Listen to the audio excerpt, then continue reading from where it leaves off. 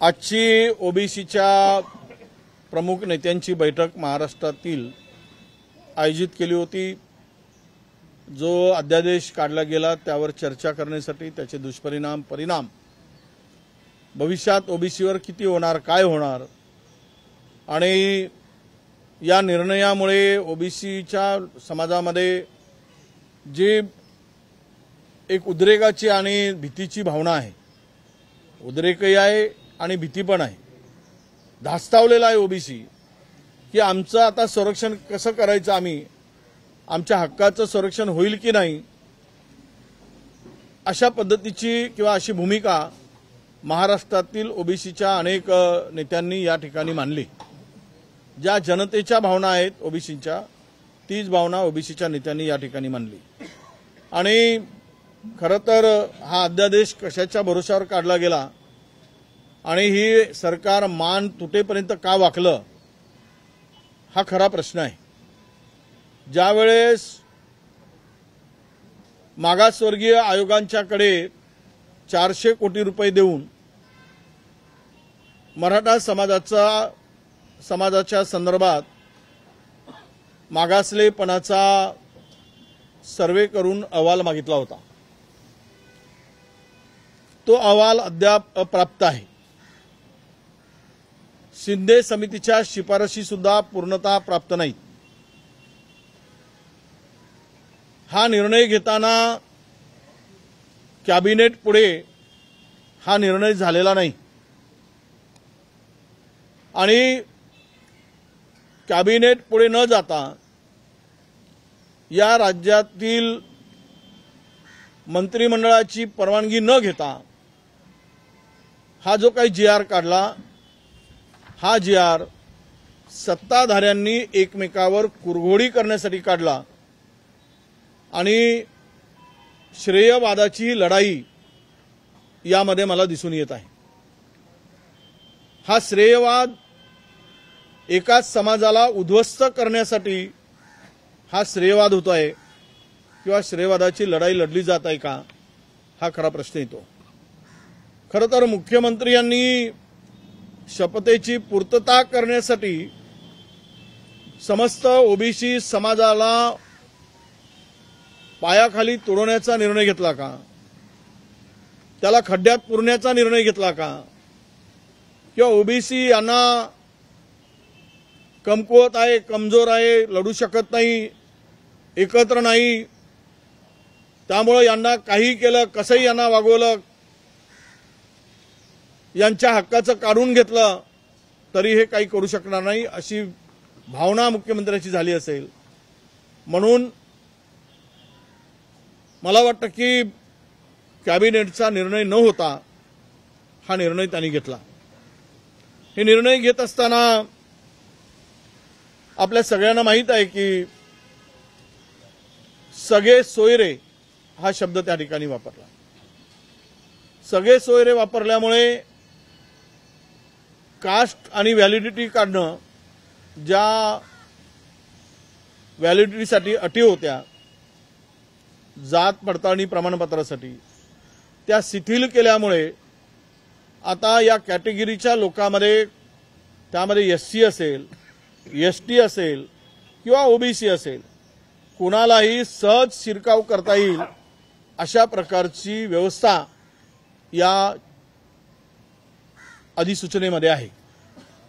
सहज तो caste certificate मिळवू शकेल, सहज कोणी व्हॅलिडिटी मिळवू शकेल आणि सहजपणे कुठल्याही कॅटेगरीमध्ये प्रवेश करू शकेल। याचाच अर्थ असा की या कॅटेगरीच्या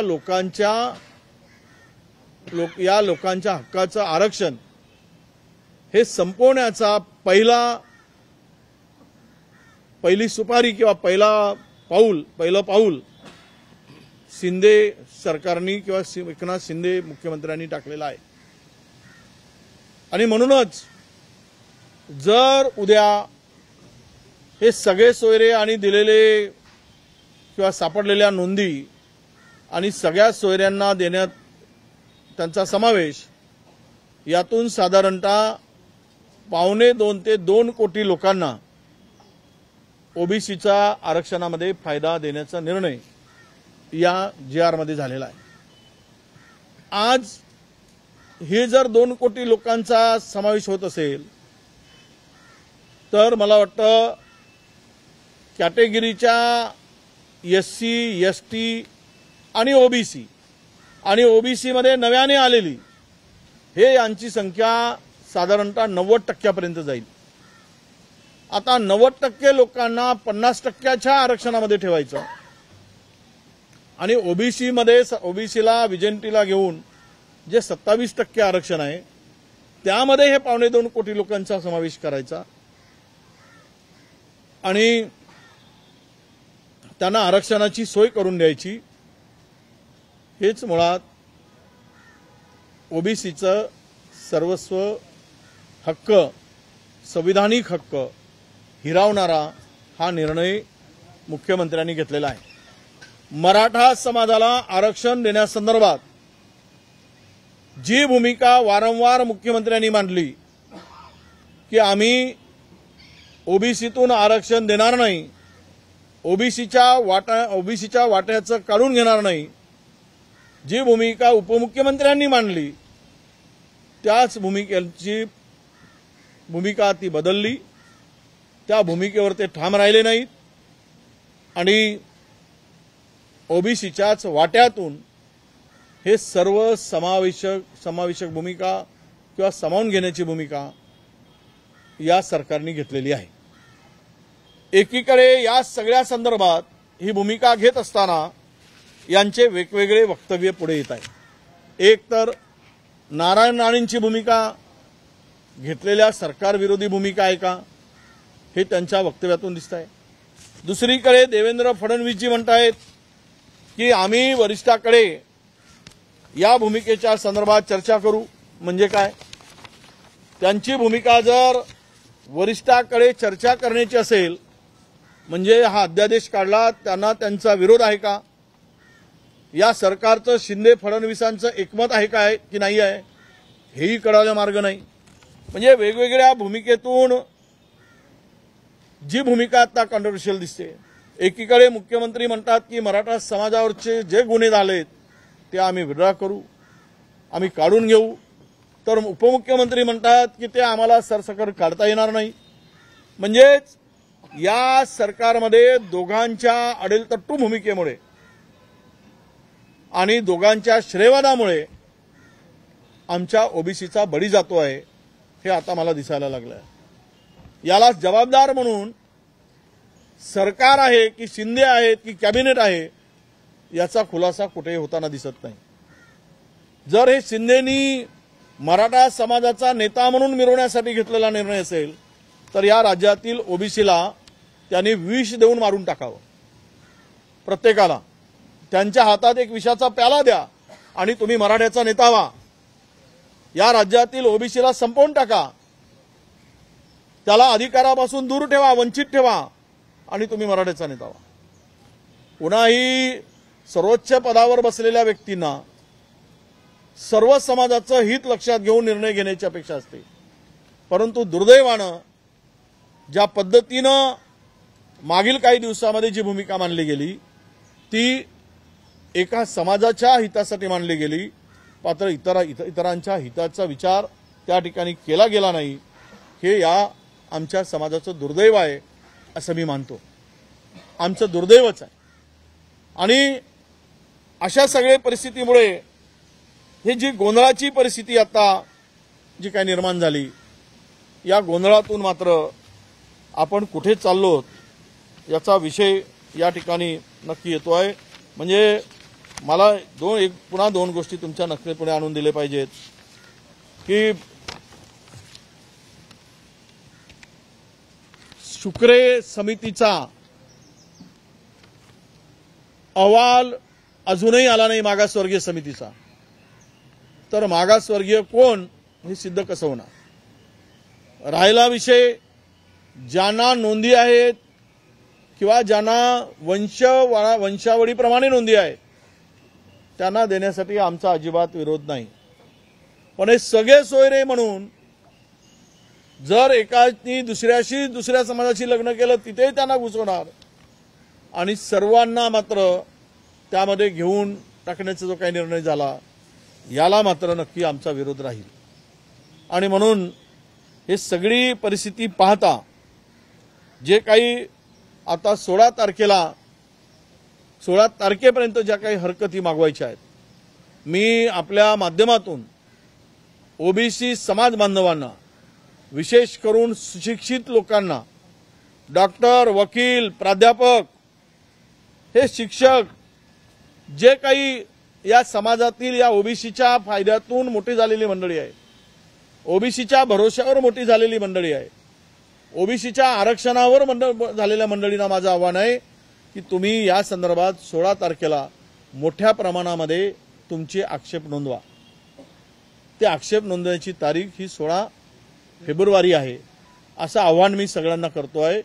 करोडोच्या संख्येने असलेल्या ओबीसी बांधवांनी आपल्या पेनाचा उपयोग, एक कागदाचा उपयोग स्वतःच्या संरक्षणासाठी आणि हक्कासाठी करावा, नाहीतर रस्त्यावर भीक मागायची पाळी सगळ्यांना आल्याशिवाय राहणार नाही। कुणी जर कुणाची लेकरं म्हणत असतील तर ही लेकरं महाराष्ट्राची आहेत, कोणत्या एका समाजाची लेकरं असू शकत नाही। मी विधानसभेमध्ये सुद्धा या समाजाच्या व्यथा मांडताना ती परिस्थिती विशद केलेली आहे। त्या कोणाच्या लेकरांच्या वर अन्याय होऊ नये अशी जर भूमिका असेल तर आमच्याही लेकरावर कुणीही अन्याय करू नये, स्वतःच्या समाजाचं हित बघत असताना तो बघितलाच पाहिजे, त्यांना तो अधिकार आहे। जसा त्यांना तो अधिकार आहे तसा तो अधिकार आम्हाला सुद्धा आमच्या समाजाचं संरक्षण करणं आणि हक्क साबित ठेवणं, त्यांच्या हक्काचं संरक्षण करणं हा सुद्धा आमचाही अधिकार आहे। त्या अधिकारापोटी मी कोणाच्या विरोधापोटी बोलत नाही, तर माझ्या समाजाच्या हक्कासाठी आणि अधिकारापोटी हे मी मांडतो आहे।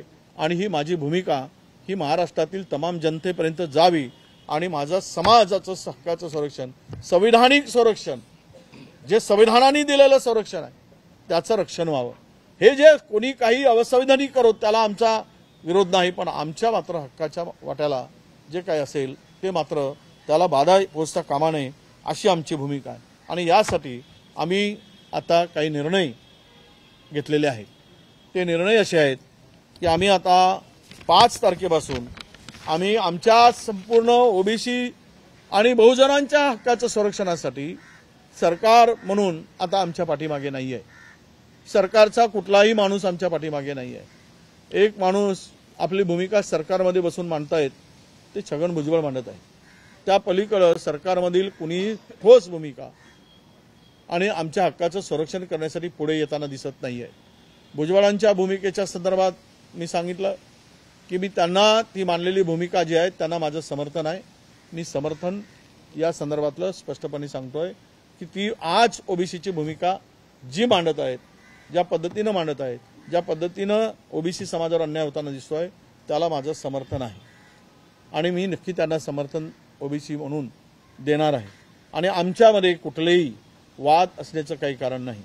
ते वेगळेच पक्ष वेगळे आहेत, पण ओबीसी म्हणून त्यांची भूमिका आणि माझी भूमिका एक आहे हे या ठिकाणी मी आवर्जून सांगतोय। आणि म्हणूनच आम्ही 5 तारखेपासून 5 फरवरीपासून ओबीसीच्या हक्काच्या संरक्षणासाठी पहिल्यांदा आमची जी शक्तीस्थळ आहे त्या ठिकाणी आम्ही सर्व ओबीसीचा समाज चैत्यभूमीपासून सुरुवात करून आम्ही फुले, शाहू, आंबेडकर ही जी आमची शक्तीस्थळ आहेत याबरोबरच पोहरादेवी असेल, चौंडी असेल, भगवानगड असेल, गोपीनाथगड असेल आणि जेजुरी असेल, जिवा महाल, छत्रपती शाहू महाराजांची समाधी असेल आणि जिवा महालांच्या समाधी स्थळ आहे। जिवा महालांचा होता जिवा म्हणून वाचला शिवा, मरणार माहीत होतं तरी महाराजांचा जीव वाचवणारा हा बहुजन समाजातला जिवा, याच्याही स्फूर्तीस्थळी गेलं पाहिजे, शिवा काशिंदाच्या स्थळी गेलं पाहिजे। असं एक 5-6 दिवस आम्ही या स्थळी जाऊन स्फूर्ती आम्हाला द्या, आमच्या हक्काचं संरक्षण करायसाठी आम्हाला हिंमत द्या, ताकद द्या, ही मागणी करायसाठी या बहुजनांच्या स्मृतीस्थळावर आम्ही जाणार आहोत। आणि हे इथून जाऊन आल्यानंतर यांची स्मृती मिळण्यासाठी ही आमच्या संपूर्ण 500,000 गाळ्यांचा ताफा हा त्या स्थळावर जाईल आणि शपथ घेऊन की आमच्या हक्काच्या संरक्षणासाठी आम्ही एक आहोत या शक्तीनिशी तो उभा राहील आणि 20 तारखेला आम्ही संभाजीनगरला विराट अशी ओबीसीच्या हक्काच्या संरक्षणासाठी कुणाला दिलंय याचा विरोध म्हणून नाही आणि हे लक्षात घेतलं पाहिजे कोणी आणि आमच्या अंगावर कोणी येण्याचा विषय नाही। आम्ही त्यांना सचेत करतो आमच्या हक्काच्या संरक्षणासाठी। तुम्हाला मिळवत असताना तुम्ही मिळवलात पण आता मात्र आमच्या हक्काच्या संरक्षणाची पाळी आली आहे। त्यासाठी संभाजीनगरला 20 तारखेला आम्ही सभेचं आयोजन केलेलं आहे आणि ही 20 तारखेला संभाजीनगरची सभेमध्ये भुजबळ साहेबांनाही आम्ही आमंत्रित करणार आहोत, त्यांनाही त्या ठिकाणी निमंत्रण देणार आहोत। सर्व ओबीसी महाराष्ट्रातला त्या ठिकाणी एकत्र यावा, एकत्र येऊन लढावा, आपल्या हक्काचं संरक्षण करावं, संविधानिक संरक्षण करावं, ही त्यामागची भूमिका 20 तारखेमध्ये आम्ही मांडणार आहोत।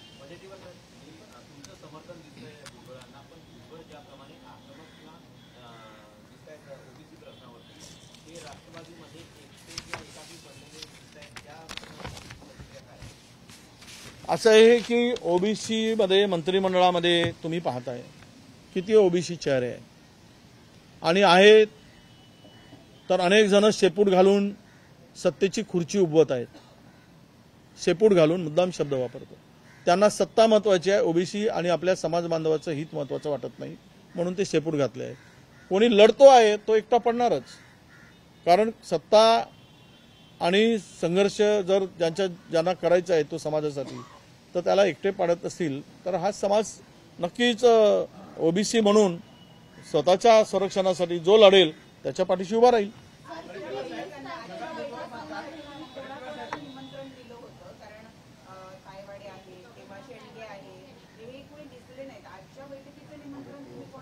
नाही, हे वेळेवरची बैठक ठरली। आम्ही त्यांना निरोप मेसेज दिला, काही कारणास्तव आले नसतील।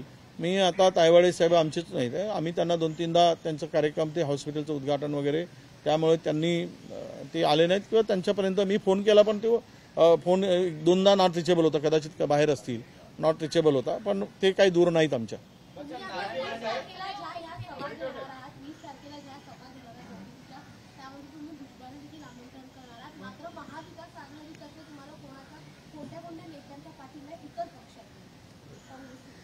मला पाठिंबा आम्ही लढाई ओबीसीची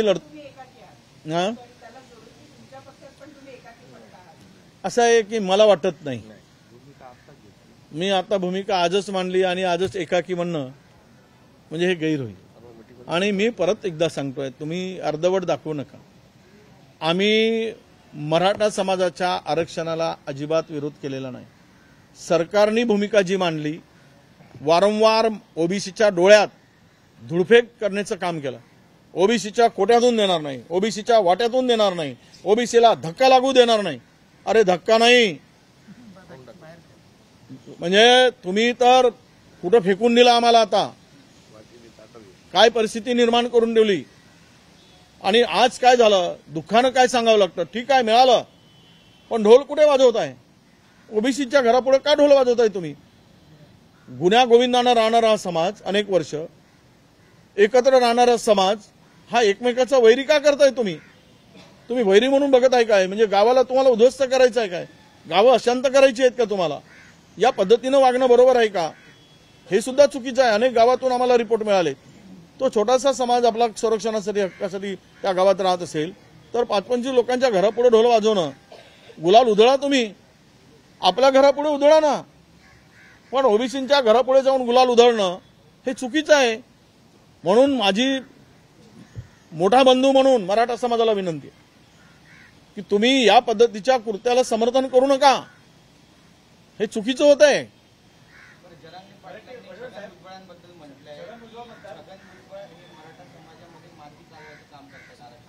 कोण? मला काही त्याबद्दल बोलायचं नाही।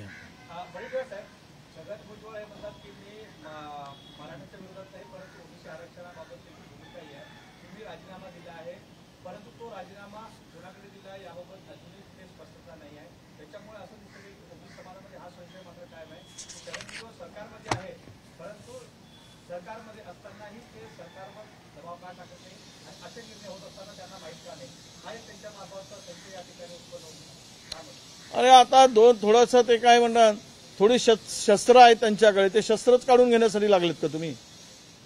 ठीक आहे, लढाई लढतो ना माणूस, काही शस्त्र आहेत चिल्लर थोडे थोडे त्यांच्याकडे, ना भाला आहे ना पिस्तूल आहे ना बंदूक आहे. आता काय ते चाकू वगैरे असेल छोटासा तर तेही काढून घ्या, म्हणजे निशस्त्र करता काय त्यांना? म्हणजे जे काही मंत्रिमंडळाचं छोटासा सपोर्ट आहे तेही काढून, म्हणजे आम्ही रस्त्यावरच लढलो पाहिजेत आणि बाकी सत्तेत राहून मस्ती मारत लढले पाहिजेत.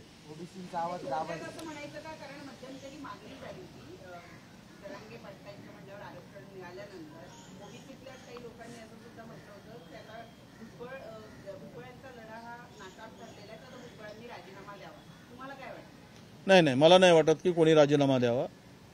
मी राजीनाम्याच्या विरोधात आहे. बघा, ज्याला जिथे लढायचं आहे तिथे लढलं पाहिजे, भूमिका स्पष्ट मांडली पाहिजेत. काढायचं असेल तर काढून टाकतील बहुमताच्या भरोशावर, ज्यांना तो त्यांचा अधिकार आहे ठेवायचं की नाही. पण त्यांनीच राजीनामा द्यावा हे काय आहे? मग आम्ही मागतो मुख्यमंत्र्यांनी राजीनामा द्यावा, आमच्या ओबीसीचा सत्यानाश केला म्हणून. देणार आहेत का उद्या? विचारा त्यांना. आम्ही मागणी करतो सगळे आमच्या पुढे.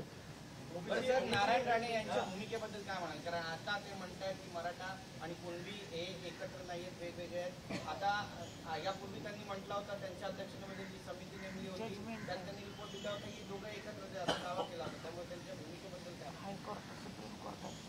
आपल्याला सगळ्याला माहित आहे सर्वोच्च न्यायालयात काय झालं, हायकोर्टात काय झालं, आणि काही जणांची भूमिका सत्याला धरून आहे, काही जणांची भूमिका ही सोयीनी आहे. ती आता सत्य आहे की सोयीची आहे मला वाटतं राणीसाहेब सांगू शकतील.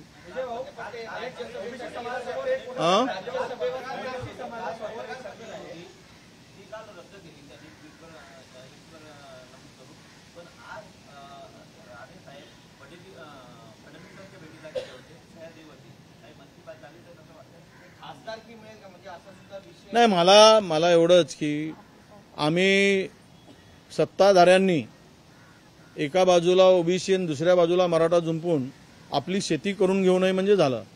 आमच्या घरावर नांगर फिरवून स्वतःची शेती नांगरून घेण्यासाठी एकाने ओबीसीला एका बाजूला जुंपायचं आणि दुसऱ्या बाजूला मराठ्याला एकाने जुंपायचं आणि आमचा वापर करायचा आणि पीक मात्र त्यांनी खायचा आणि शेतातले बैल बनून आम्ही राबायचं. ही जर त्यांची भूमिका असेल ती एक उघडी पडल्याशिवाय राहणार नाही आणि आम्ही उघडं पाडल्याशिवाय राहणार.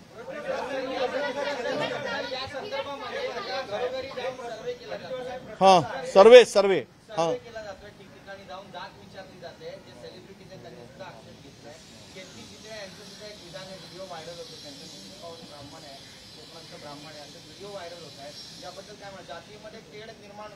प्रचंड तेढ निर्माण होत आहे आणि चुकीची माहिती गोळा केली जात आहे. आमच्याकडे जी माहिती येत आहे, ज्यांच्या घरात 3 मजली घर आहेत तो सुद्धा म्हणतो घर नाही, ज्यांच्याकडे 2 4 व्हीलर आहेत तो सुद्धा म्हणतो माझ्याकडे गाडी नाही, ज्यांच्या घरात नोकऱ्या आहेत तो म्हणतो माझ्याकडे नोकरी नाही, ज्यांच्या घरी संडास आहेत तो म्हणतो माझ्या घरी संडास नाही. ही सगळी माहिती खोटी माहिती भरली जात आहे आणि त्यामध्ये खरं म्हणजे खोटी माहिती देणाऱ्यावर कारवाईची त्यामध्ये कुठलेही प्रावधान नाही किंवा व्यवस्था नाही, त्यामध्ये कुठे अटी किंवा शर्ती घातल्या नाहीत. त्यामुळं ती जर आपण करू शकलो की खोटी माहिती भरणाऱ्यावर FIR दाखल केला जाईल तर मग मात्र खोटी माहिती लोक देणार नाही. पण आता सरसकट अनेक लोकांच्याकडून खोटी माहिती भरली जात आहे, अशा तक्रारी आमच्याकडे मोठ्या प्रमाणात आहेत. हां, कुलकर्णी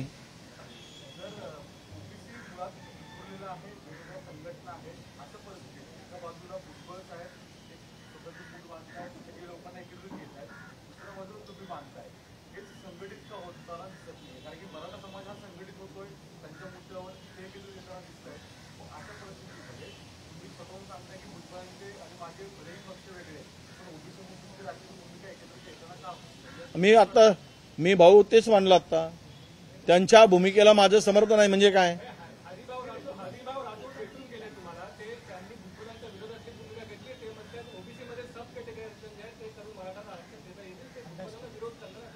नाही, त्यांचा अभ्यास वेगळा आहे, आमचा अभ्यास वेगळा आहे. त्यामुळे त्यांच्या भूमिकेला आम्ही आत्ता तरी समर्थन नाही आणि ती परिस्थिती आत्ताची नाही, आत्ताची एवढीच परिस्थिती आहे पुढे की जे काही ओबीसीचा आरक्षणाच्या संदर्भामध्ये किंवा आत्ताचा काढलेला जो काही JR अधिसूचना आहे त्यामधून ओबीसींच्यावर जो आत्ता मोठा एक आघात झालेला आहे त्यावरची आत्ताची परिस्थितीवर आम्ही बोलतो आहोत.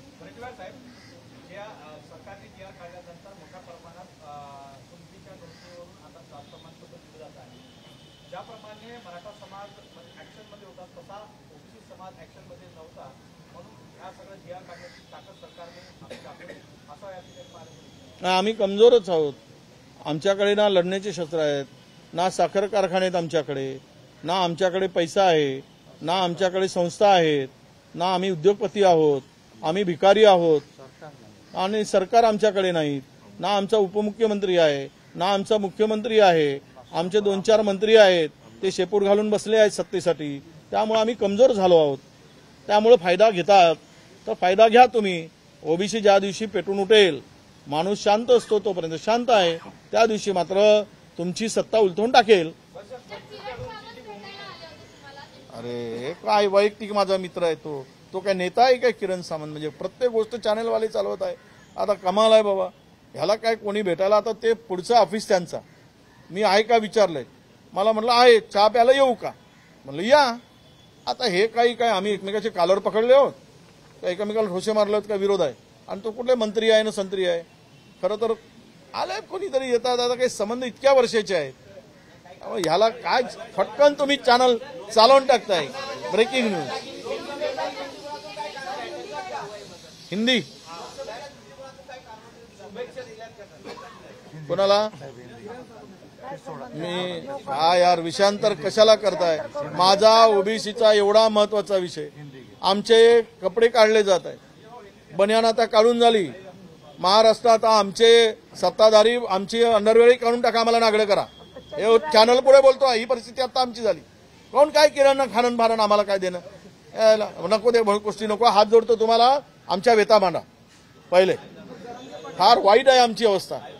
तुम्हाला सांगतो दादा, फार फार म्हणजे छोटा माणूस माझा कधी सरपंचच होणार नाही. ना पंचायत समितीमध्ये जाईल, ना जिल्हा परिषदेमध्ये जाईल. मग ह्याला कोण देईल? यांचं संरक्षण कोण करेल? हा गरीब माणसाचं कोण करेल? आमच्या जरी व्यथा समजा तुम्हाला सगळ्या चॅनलवाल्यांना हात जोडून विनंती आहे आमची.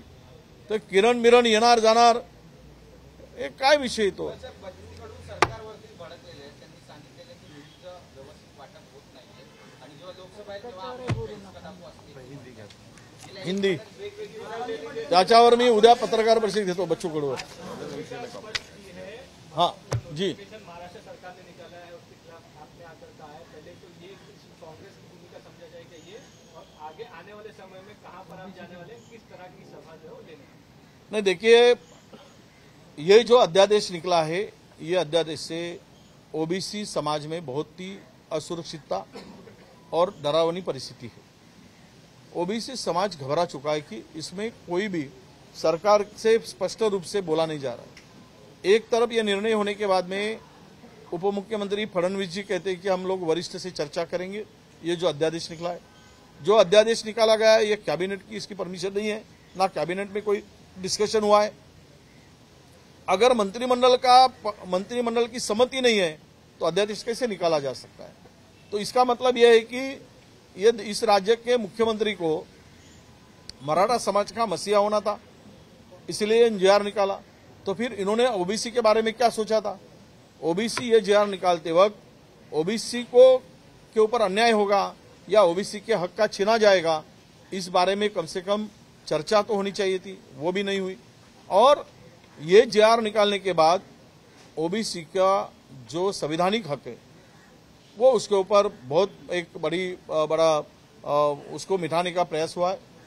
इसीलिए आज सब ओबीसी के नेताओं की बैठक हमने आयोजित की और 5 तारीख से हम लोग चैत्यभूमि से लेकर जो बाबा साहब अम्बेडकर ने हमें आरक्षण का अधिकार प्राप्त दिया था, उनके चैत्यभूमि से समाधि से जाकर हम लोग हमारे बहुजन समाज के जितने भी शक्ति स्थल है वहां पर जाके, हम सरकार तो हमारा संरक्षण नहीं कर सकता है, तो शक्ति स्थल पर जाकर हमें शक्ति दो, हमारे हक का रक्षण करने के लिए ये, इसीलिए उनके वो स्थान पर हम जाने वाले हैं।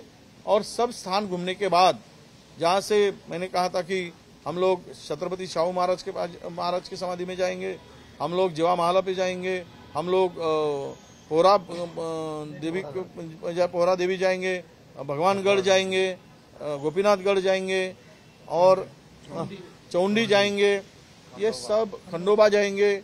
ये समाधि, ये सभी स्थलों पर जाकर, स्मृति स्थलों पर जाकर हम लोग उनके आशीर्वाद लेकर 20 तारीख को एक भव्य रैली, बड़ी रैली 20 तारीख को संभाजी नगर में हमने रखा है और आयोजित किया है।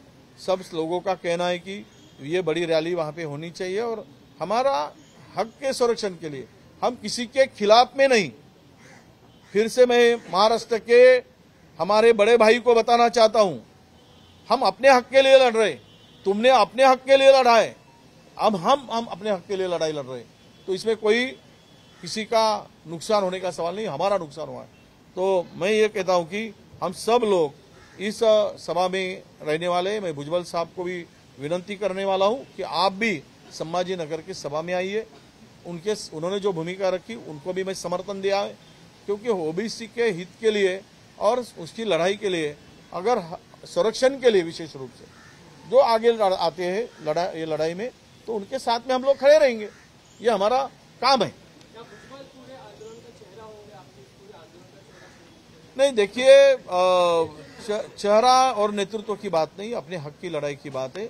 और वो भी नेता है, वो अगर लड़ते हैं तो वो भी बड़ा काम उनके हाथ से हो रहा है।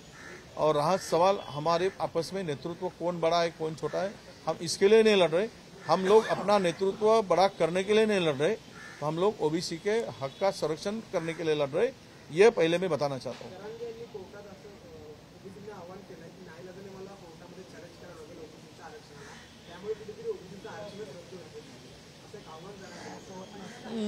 कोण काय म्हटलंय मला त्या संदर्भात बोलायचं नाही। देश विदेशातील प्रत्येक घडामोडींचे लाईव्ह अपडेट मिळवण्यासाठी आता साम टीव्हीच्या सर्व सोशल मीडिया प्लॅटफॉर्मला लाईक, फॉलो आणि सबस्क्राईब करा। तसंच सर्व नोटिफिकेशनसाठी बेल आयकॉन प्रेस करायला विसरू नका।